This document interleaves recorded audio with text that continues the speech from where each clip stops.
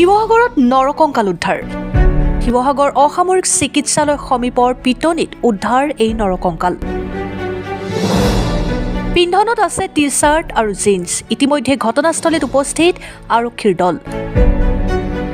এতিয়াও চিনাক্ত হোৱা নাই মৃত ব্যক্তিজন। প্ৰায় এমাহ পূৰ্বে মৃত্যু হোৱাৰ আশংকা কৰা হৈছে। স্থানীয় ব্যক্তি এজনে প্ৰত্যক্ষ কৰে নৰকংকালটো।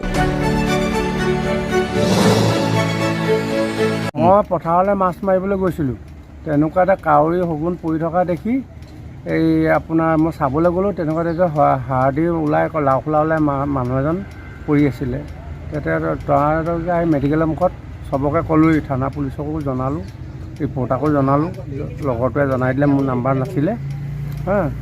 এই ডেড বডিটো এতিয়া আনি বৰ্তমান চিনাক্তকৰণ হোৱাই নাই এতিয়া বহন। সেইটোৱে কিমান দিনৰ পুৰণা হ'ব? এই 2 মাহ ওপৰত হ'ব।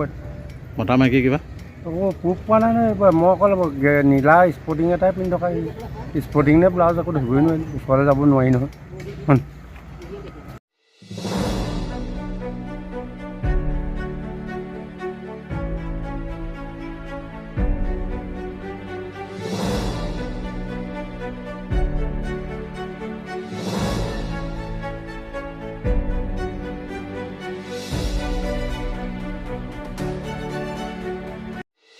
শিৱসাগৰত নৰকংকাল উদ্ধাৰ।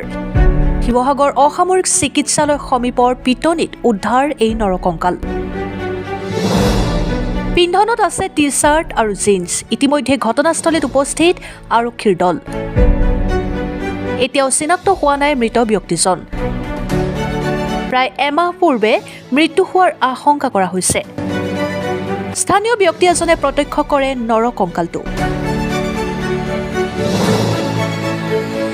মই পথাৰলৈ মাছ মাৰিবলৈ গৈছিলোঁ, তেনেকুৱা এটা কাউৰী শগুন পৰি থকা দেখি এই আপোনাৰ মই চাবলৈ গ'লোঁ, তেনেকুৱা তেতিয়া হাড়দি ওলাই লাওখোলা ওলাই মানুহ এজন পৰি আছিলে। তেতিয়া আহি মেডিকেলৰ মুখত চবকে ক'লোঁৱেই, থানা পুলিচকো জনালোঁ, ৰিপৰ্টাকো জনালোঁ, লগৰটোৱে জনাই দিলে, মোৰ নাম্বাৰ নাছিলে। এই ডেড বডিটো এতিয়া আনি বৰ্তমান চিনাক্তকৰণ হোৱাই নাই এতিয়া বহন। সেইটোৱে কিমান দিনৰ পুৰণা হ'ব?